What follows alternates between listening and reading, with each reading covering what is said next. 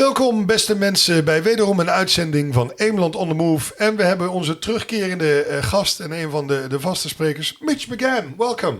Thanks for having me back on. It's been a couple of weeks, but I've been busy. Yeah, I know. You've been very busy. And I must say, and you've got a bit of a media week this week, I've seen, because you've been a guest at Headers Weer Ruk again. But you seem to look slightly more relaxed when you're at this table than when you're over there. You never know what Eric's going to come out with or what you're going to be accused of on that show. Yeah, that's true. So it's always best to have your guard up, I find, where it's a relaxed environment amongst friends here, I find, Dan. So. That is indeed. But I physically noticed the difference, so that's why. So I found that funny. But yeah, I do understand the reasoning. So we indeed, as you said, you tipped on it. You had a fairly busy period, well, a couple of periods actually, because we're close to another game actually that Delta needs to do because we qualified for the semis. We did indeed. So yeah, obviously back in my favourite city in Europe, it seems to be, in around November, December time in Prague. So yeah, back there last Saturday and got the bonus point win that we needed in order to make the finals. Really in the last minute. Really. It was. I said we'd said all week that it may take 80 minutes. Yeah. It took 85. Yeah. But we got there, and the patience and the resilience the boys showed to get it was outstanding. Yeah. Oh, the director. Oh yeah. Okay. The director is now changing. He just gave us strict instructions, but nevertheless, he's altering it as we speak. We love you nevertheless. Thank you, Floris. No, so it was very, very, very excited. Just a point for me because I froze my ass off in the finals. That was in the evening. This was during the day at least, right? Yeah, it was a little bit warmer. A little bit, yeah. Well, only 1 degree. It wasn't freezing. Not that it affects me in the coach's box. I was nice and warm. So, but no, I think for the players it was a little bit warmer than it was on that Sunday night a few weeks back. So. Just reward. I think no one would have really given this Delta program a chance of making the finals at the start of the season. But 2 wins away from home against Romania and the Czechs have seen us through. And I just out of personal interest, because I saw some new faces in the selection, which one I know very well is Martijn van Dalen, because Robin and him, both played at USA. Mm-hmm.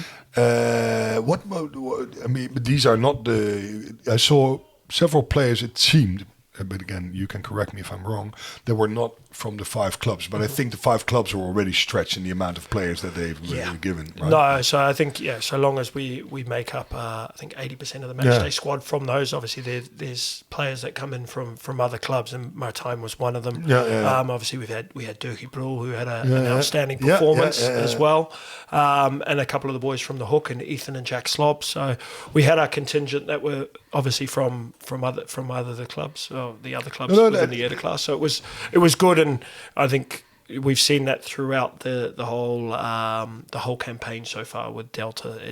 We can't just rely on the 5 clubs, otherwise we're taking them from all the best players, and it weakens them significantly. And there's also some other guys with a lot of talent that sit at their home clubs that they want to continue playing for their home clubs that are also valued members, and we need to involve them in the Delta and what the program stands for. So it was good to have them. It made sense. Don't get me wrong. It made sense. I understood, and the scrum was a lot more solid than it was against the Belgians. Yes, it definitely was. That was, and this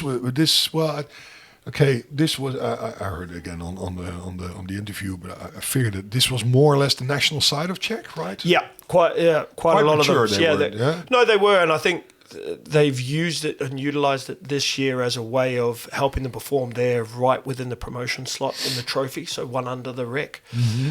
If they win the next couple of games that they have in March, I do believe that they will be promoted into the rec, so there's a fairly good chance that the men's national team will be playing them in the rec for 2027. If that were to be the case, so they've utilised this Super Cup program to be able to give them the game time that they need to go away, and they did get a big victory over Poland, who were the favourites to win the trophy in November. A lot of faces that have been involved in those teams have been were playing against us on Saturday, so made it even more better and more special that some of our young guys were get one over them.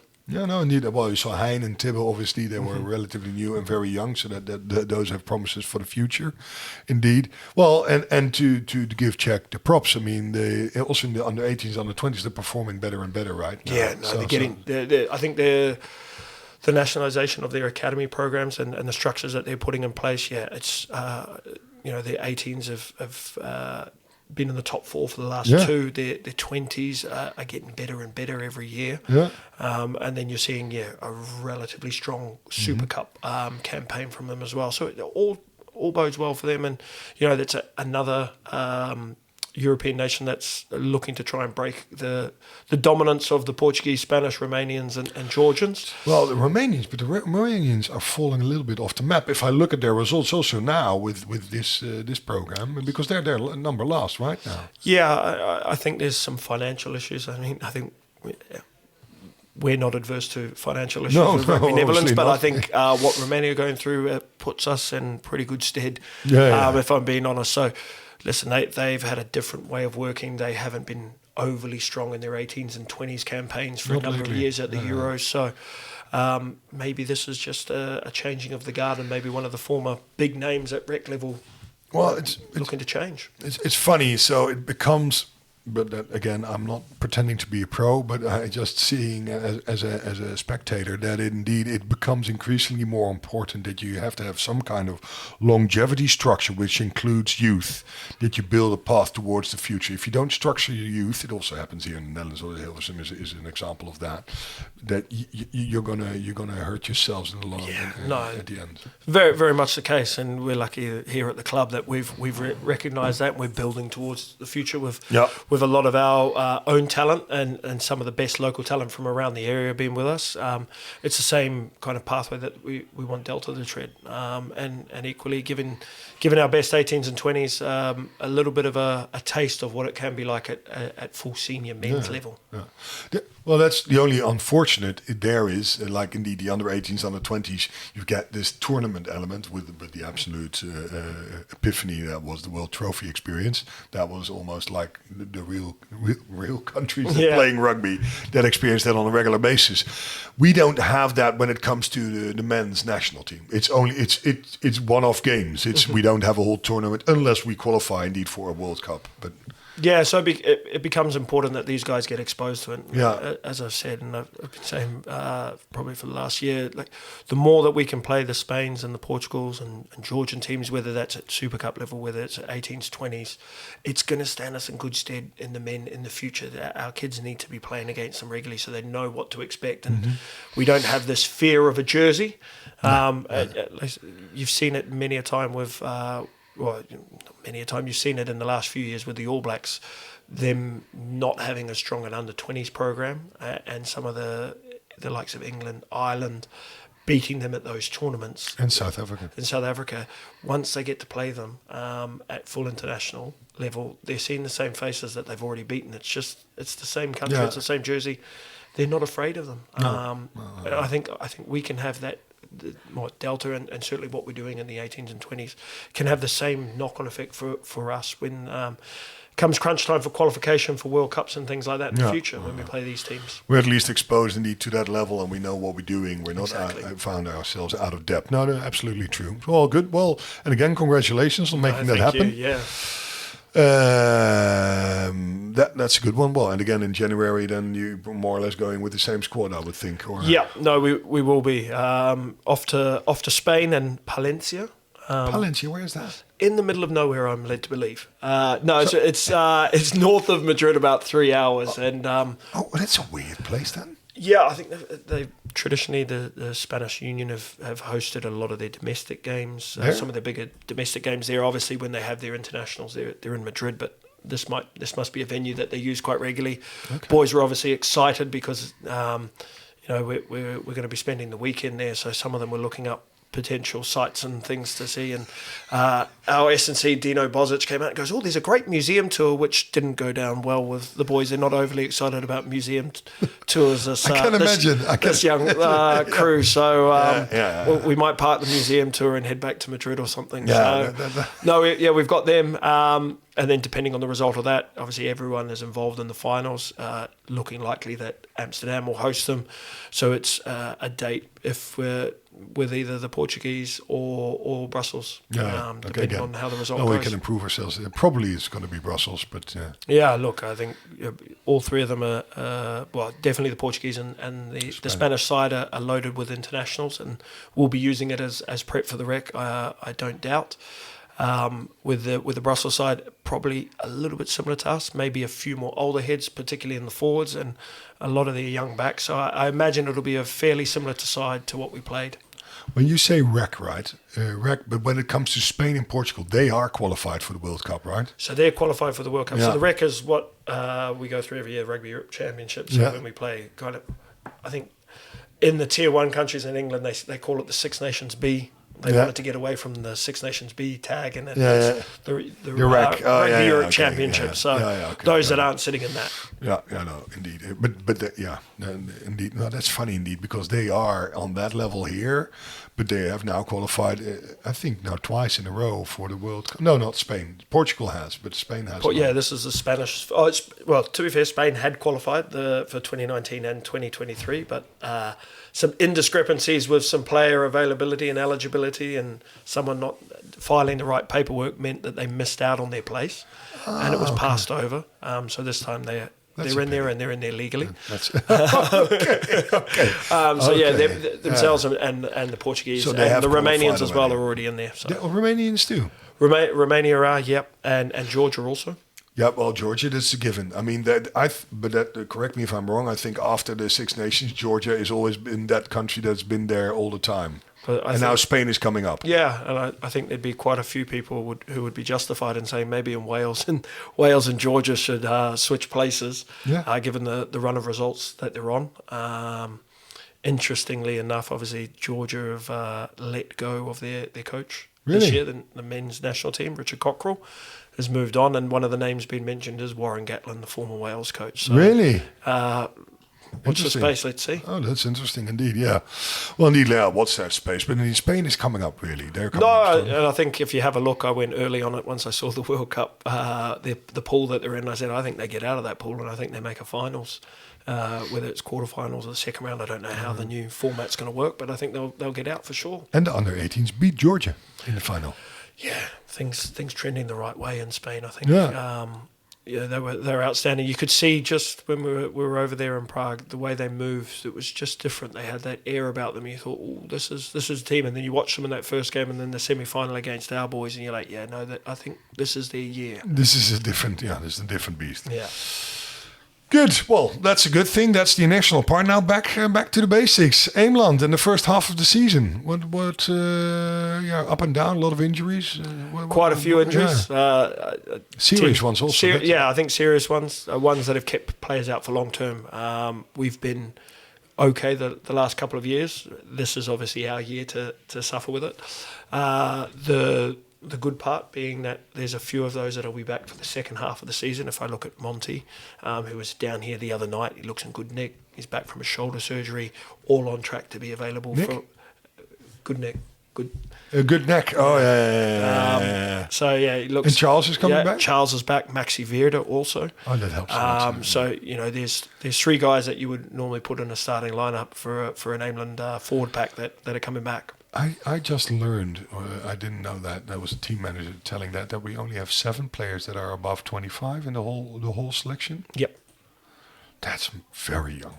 It is very young, and if you have a look at the likes of Hoy, you have a look at the Dukes, very, very experienced, have been together a long time. Hoy obviously made some signings over last summer, but still some experienced characters that have been around the traps quite a bit, and then more experience that they've brought in their players. So for us to only have 7 guys that are over 25, I've said it shows the way that we're going.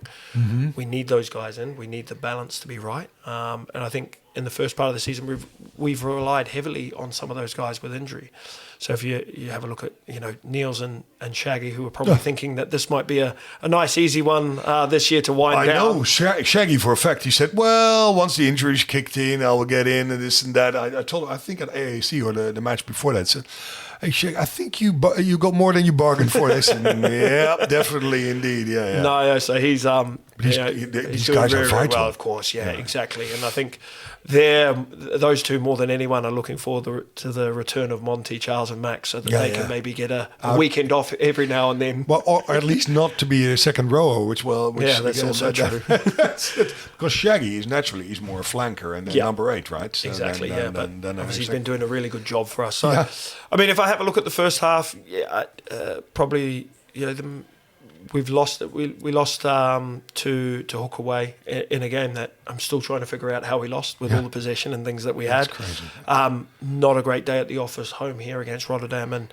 again a lot of positives despite the final scoreline at Duke's. So big wins at home against Gooi, a really good result away at Oysters as well. And then the last couple of weeks, things been trending in the right. Pretty stable. Yeah. Right? So, and the plans are in place for the second pre-season, and how we're going to go. Pretty quick, actually. It is. Well, I just was part of that meeting indeed Tuesday, where the plans have been laid out. We really now officially have an SNC coach that is. I don't know if we're going to mention him yet, but with a serious plan. Yeah. And I was surprised of the findings there, which I'm not going to share because we don't want to make everybody wiser. But I'm like, wow, okay, we've got so much space in place to improve. Indeed, yeah. Because, I think that's vital in bringing the level of expertise in that we've brought in. It's someone that can look at it and know what's needed and speak with the coaches on how they see the game and what they need the players to be able to do and come up with a plan that best enables us to be able to do that. It's exciting. I think when he presented the plans to the players just before he came over and presented the plans to the sitting players, you could see that they were excited by the prospect of it. So, look, I think for the youngsters, they're okay because they're used to it, especially when you're being part of the national plans. I think for some of the older ones, they're... No, well, actually, it was a couple of the older ones that were the most excited by it. Really? Yeah, so... Cool. No, I think, if we have a look at of the plan that we laid out and what we wanted to focus on in this first part of the season, I think you can see that we've done a lot on our defence, done a lot in our kicking game. Our set pieces coming back to the level that we would expect an Eemland set piece to come back to or be at. Sorry. And that's what we've really put focus on in this first part of the year. The conditions and the way that the weather turns dictates that you've got to have strong defence and your set piece has got to be in order as well as your kicking game. As the weather starts to get better, we'll put a little bit more detail into our attack. But I think we're in a pretty strong position, and knowing what we know about who's going to be coming back in and be available for the second half of the year. Listen, we're in a really good place to attack the second half of the season. I don't think we are able. We cannot recruit new players for the second half, right? That's not really allowed. No, I think if they are involved in Dutch teams, or if they're Dutch eligible and they're involved in Dutch teams, I believe that they can come in. Okay. That's been done in the past with a couple of teams. But outside of that, it's a no. So basically, what you've seen from everyone off the first part of the year, is what you're going to get. Obviously, there'll be a few others that are like us that'll have guys coming back from injury that'll be available. So, no, it should be an interesting second half of the year, and I think. As I said last night, I think you can almost guarantee that the Dukes are going to be involved in the finals with the form that they're showing. 12 from 12 is not to be laughed at by any stretch of the imagination. Doesn't say that you're actually automatically going to become champion. No, exactly. We know that. Rotterdam knows that. So, there you go. So that's it. So I think realistically, you're looking at 4 other teams fighting for 3 places. Yeah. And it's very close together. Indeed. We've all got to play each other in the back half of the year leading into those final kind of 6 weeks. So that's where our attention needs to be. That's what we need to focus on is peaking at the right time there and going into the finals with some good form. So I think that's going to be the most important factor. And fingers crossed and touch wood that we don't have any injuries for the guys that'll be called up to be involved in the national team, that they come back to us fully fit and able to attack that second half of the season. When is Delta is in Jan, right? Delta's in January. The men's team will be playing throughout February and early March, and then who are they playing against them? We've got Georgia and Spain at home. Away to Switzerland, and then it is their crossover. So in the other pool, you've got Romania, Portugal, Belgium and Germany. So we're probably going to play Belgium or Germany. And then there's a finals day in Madrid, I believe. And then in between that time, we've got on the 28th is when we recommence with the eerste class. 28th of February is when we recommence with the eerste class. So there will be some dates where maybe some of our national team players aren't available. I know that we've got a make-up game against Harkse on the 7th when there is the semi-finals of the rec. So potential that both teams but that's equally impacted. Exactly. So Harkse goes the same for us. And then we play again on the 14th, and then there's the finals on the 21st, which currently is free. So fingers crossed we don't have any in-hull that need to be taken due to bad weather.